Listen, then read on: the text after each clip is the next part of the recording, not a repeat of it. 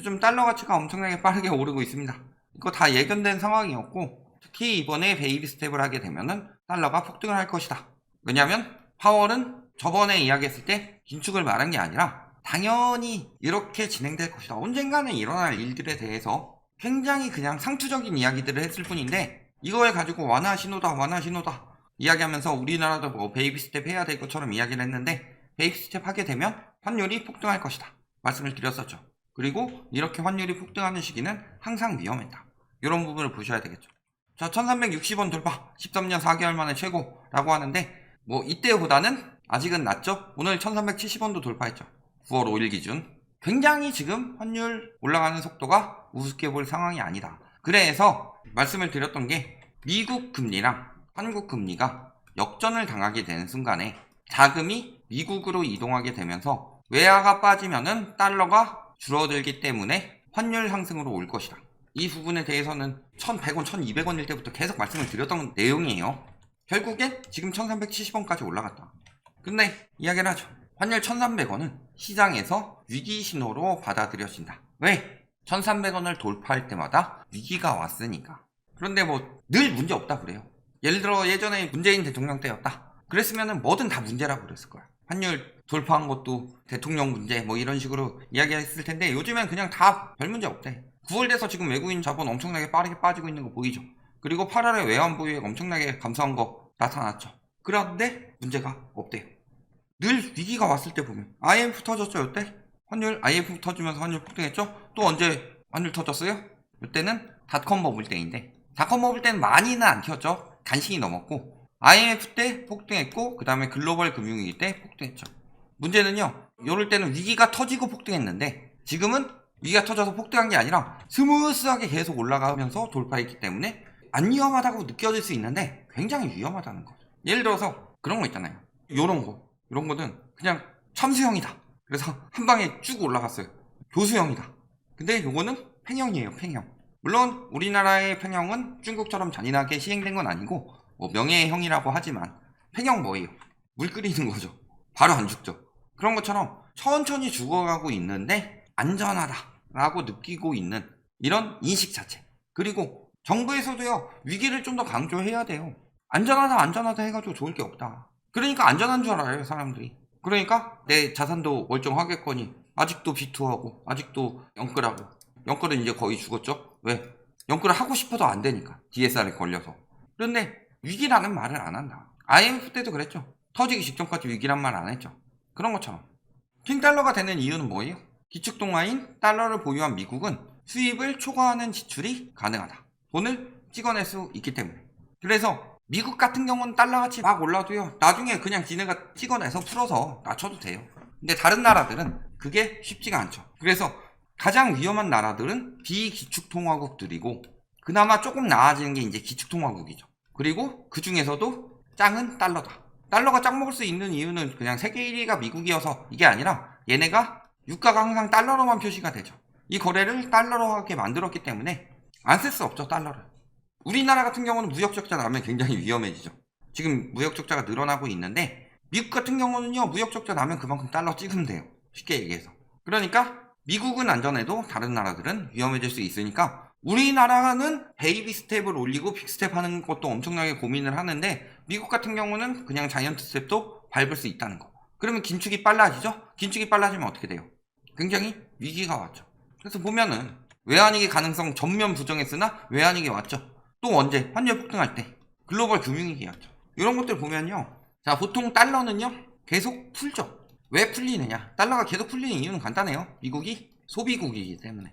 그래서 미국이요, 수출을 더 많이 하는 나라다 라고 하면요, 굳이 달러를 그렇게까지 안 찍어도 되는데, 소비를 하는 나라이기 때문에 달러를 많이 찍는 게 원래 기본으로 장착되어 있고, 그렇게 세계 경제가 거의 1990년대 그때쯤부터 바뀌었죠.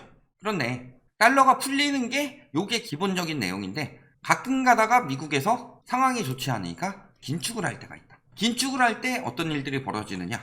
긴축을 하게 되면요, 미국으로 자본이 몰려가죠. 그러면 어떻게 돼요? 달러 풍기가 되죠. 달러 시중에 많은데요. 물론 그때보다 달러는 많겠죠. 그렇지만 달러가 그렇게 많은데 1370원 이렇게 찍느냐? 그건 아니죠. 그러니까 달러 풍기가 되면서 달러 가치가 올라가게 되죠. 그럼 달러 가치가 올라가게 되면 어떻게 돼요? 신흥국들이 위험해 보이니까 자본이 또 미국으로 이동하죠. 자본이 미국으로 이동한다. 그러니까 이게 계속 악순환으로 돌죠. 그래가지고 그때 전반적으로 그 두 가지 사태가 제대로 일어났을 때가 이럴 때였죠. 글로벌 금융위기는 솔직히 엄밀하게 말하면 미국에서 시작됐는데도 불구하고 달러 가치가 폭등을 하더라. 왜?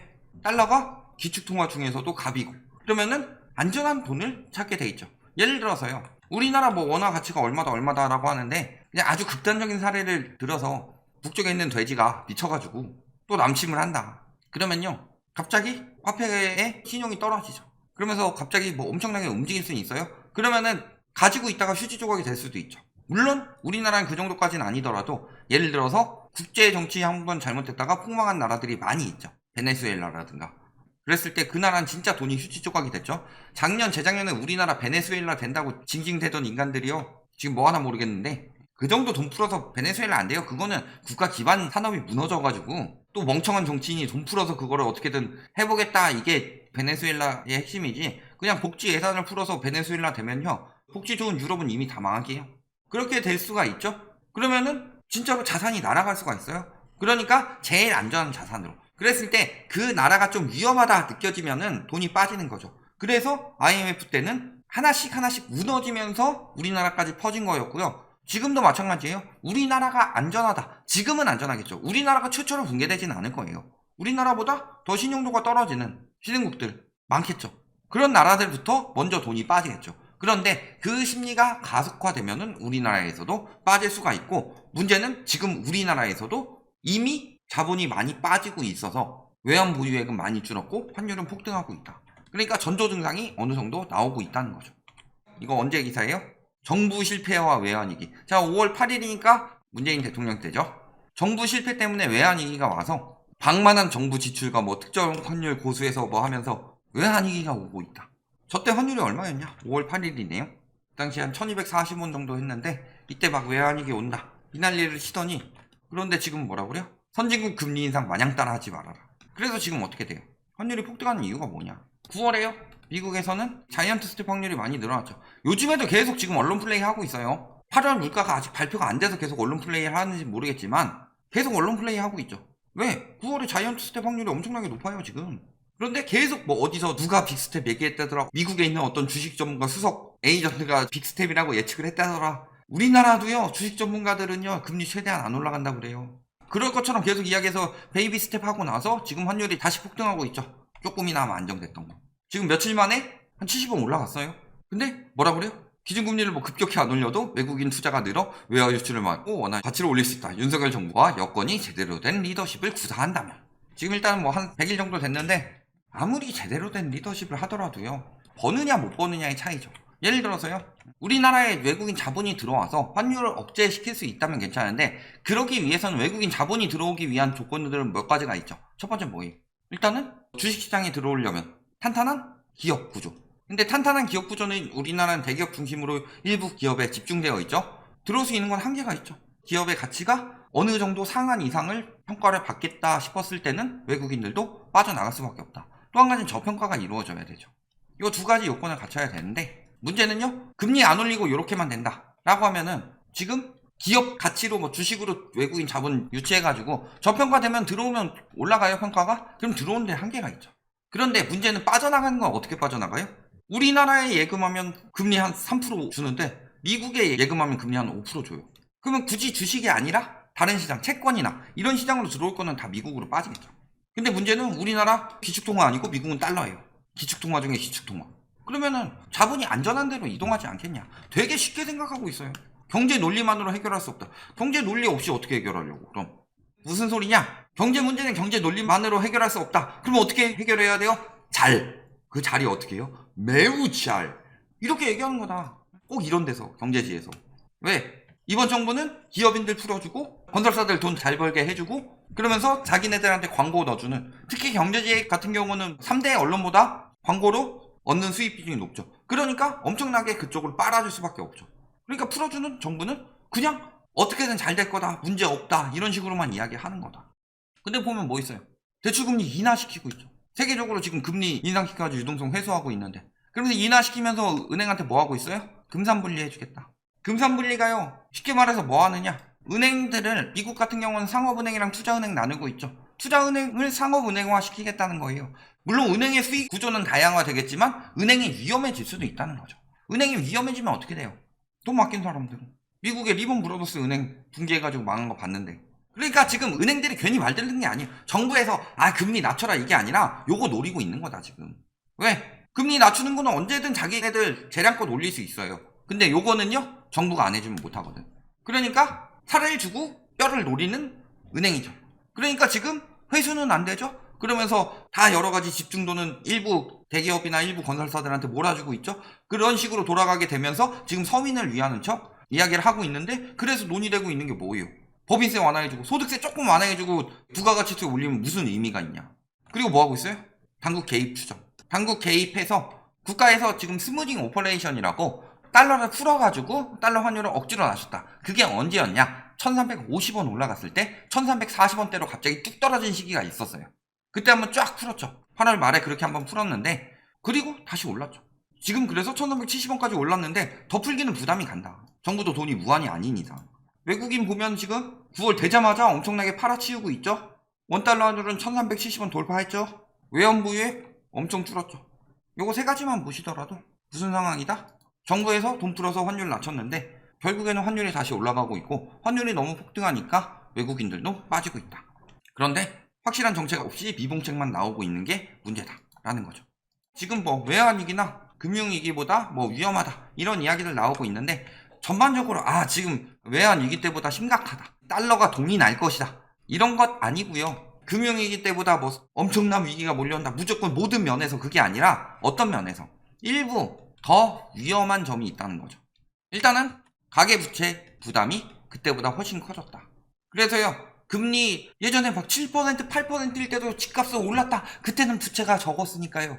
지금은 부채를 아예 끼고 살아요. 그리고 부채를 너무 쉽게 생각하는 사회가 됐다. 우리나라가 부채를 쉽게 생각하는 사회가 된 건요. 장점이지만 단점이 돼. 전자결제나 이런 것들이요. 할부 같은 거 부채로 생각 안 해요. 할부도 다 부채인데. 그 다음에 또 뭐 있어요? IMF 때는 많은 신흥국들이 위기를 맞았지만 세계적인 위기는 아니었어요. 글로벌 금융위기 때는 세계적인 위기였지만 지금은 금융위기보다 훨씬 위험하다. 외환위기까지는 아니더라도. 외환위기는 우리나라가 취약할 때 생겼던 일들이라서 세계적인 위기는 외환위기 때보다 클 수 있어도 국내적으로 미치는 영향은 외환위기보다 덜한 부분도 있을 테고 더한 부분도 있을 테죠. 부동산 거품은 지금 가계부채로 잔뜩 뛰어났으니까 그때보다 많이 침체될 거예요. 그러니까 여러 가지 상황이 있는데 무조건 안전하다라고 말할 상황이 아니다. 근데 위기는 안 왔고 금융위기급 위기가 터져야 문제가 생기고 자산가치가 거품이 빠진다 무조건 오른다. 이거 완전 개소리다. 그때는 그래도 성장하고 있었는데 지금 우리나라는 쇠퇴하고 있어요. 인구 감소가 시작됐다는 것 자체가 쇠퇴다. 어떤 정책들이 필요해요 그럼? 환율 및 물가 안정 대책. 급한 것들. 미봉책들이 아니에요? 내수시장 활성화. 부동산 시장 정상화. 요 세 가지가 필요하죠. 그러면은 일단 물가 안정이 돼야 내수시장이 활성화가 될 테고요. 내수시장 활성화하는데 뭐 부가가치세 올리고 뭐 이딴 건 개소리죠. 내수시장 활성화하려면 임금이 인상돼야 되는데 사실은 다른 부분에서 성장을 하는 거랑 분배를 하는 건 다른데 내수시장 활성화는 분배가 잘 돼야 돼요. 근데 지금 거의 뭐 옛날에 우리나라 개발도상국일 때처럼 대기업 밀어주기로 가고 있죠. 지금 뭐 법인세 완화했는데 법인세는 초대기업들이 완화가 되는 거죠. 물론 뭐 중소기업들 완화되는 부분도 있지만 그 다음에 종부세 지금 이번에 1주택자 무산됐죠? 다주택자들만 혜택 받았죠?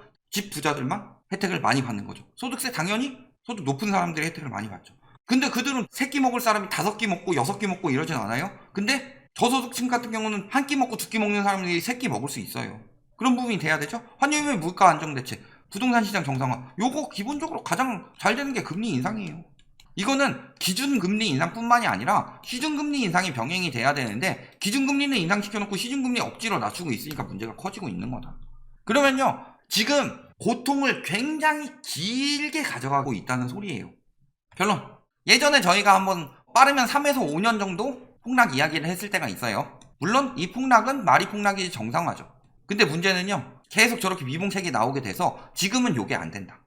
지금은 적어도 5년 이상의 장기적 침체가 예상이 된다. 왜? 소비가 늘어날 수 있는 상황이 아닌데 문제는 뭐예요? 그렇다고 확 거품을 꺼트리는 정책이 아니라 거품이 안 꺼지도록 버팀목을 만들어주는 정책들 때문에 침체가 길게 가요. 그러면요 못 사는 사람도 문제고 못 파는 사람도 계속 문제예요. 계속 희망을 가지고 버티고 세금 내다 결국은 양도세를 안 내게 돼요. 왜? 돈을 벌지를 못했으니까. 이런 부분 지금 굉장히 위험합니다. 경제 위기가 눈앞에 오고 있어요. 그리고 마땅한 정책이 없다. 장기적인 침체가 나올 수 있는 상황이다. 여기까지 말씀드리겠습니다.